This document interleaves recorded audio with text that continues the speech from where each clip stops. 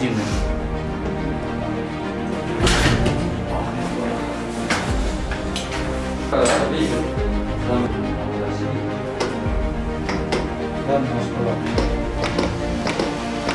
Как это все организуется, сами все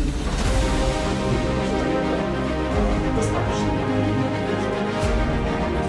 今日はカザフスタンの軍事医療センターや中央 Біздер осы жолы Қазақстан Республикасының қорғаныс министрлігіне қарайтын әскери медицина орталығы және әскери клиникалық госпитальдарына сапар жасап, сол жердің инфраструктурасымен және мүмкіндіктерімен танысып, болашақта Жапония және Қазақстан арасында бірлескен жобаны іске асыруға болатынына көз жеткіздік.